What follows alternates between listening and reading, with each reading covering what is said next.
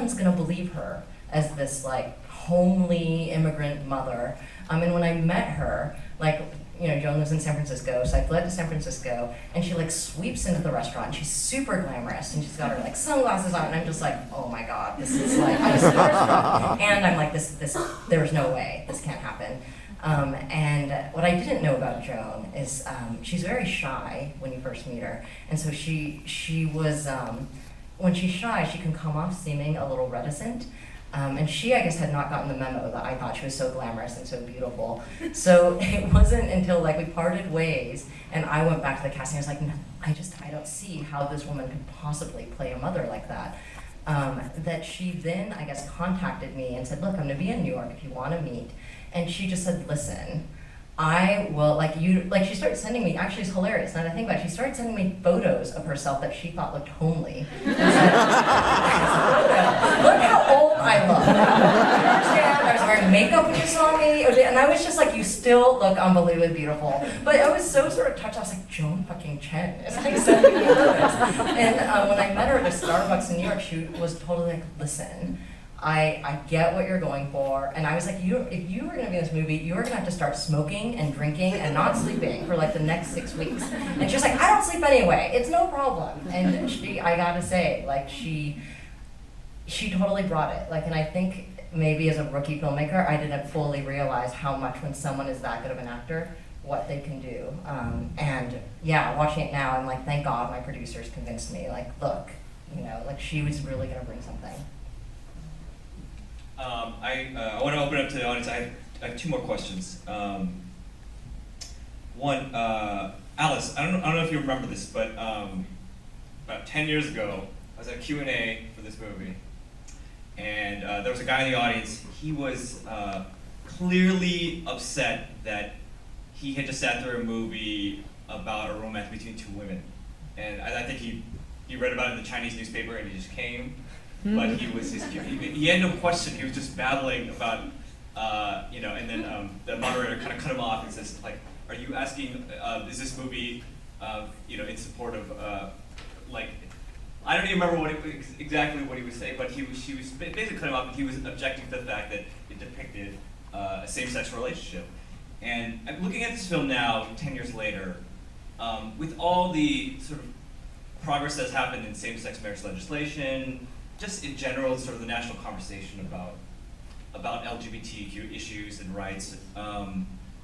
Where do you feel like this film stands now in that conversation? And looking back, you know, 10 years later, all the progress we've made, and then looking at this film.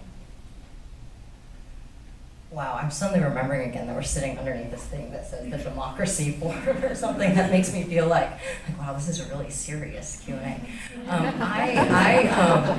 I'm so, you know, I sort of vaguely maybe remember that. He was in San Diego. He's in San Diego. Was he an older gentleman? Yeah, he was an older guy, yeah. I think weirdly, I remember being almost happy that had happened because that's exactly the kind of person I want to see the film, and I'm okay with him having that reaction because I think it's real, and I think that that's what, on some level, I think I just wanted an authentic depiction of this community, but it's true that by the end, there was a place of wish fulfillment for me, right? Like in reality at that time in my life, it would be hard for me to imagine where, like, I don't think I would have been brave enough to walk up to someone at a dance and dance with them. I think I would be now, but I think I guess in answer to your question, I don't know. I'd like to think the world has changed, but I also realize my world has just changed a lot because I've just gotten older.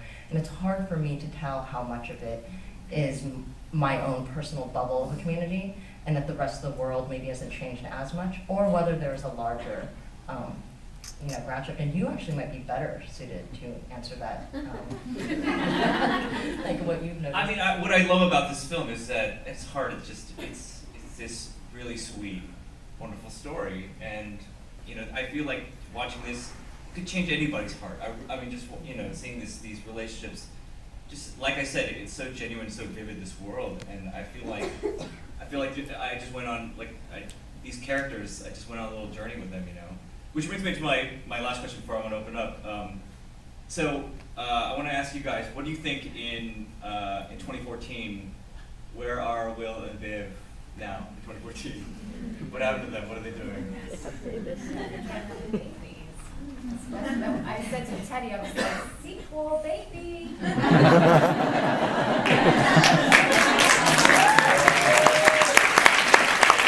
Definitely Michelle's pregnant. And my concept was, I'm going to pitch it to you, Teddy.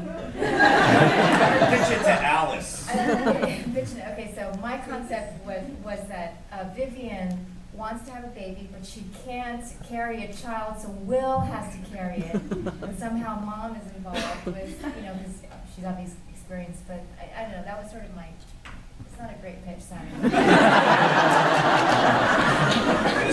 Work on it a little bit more, turn it over.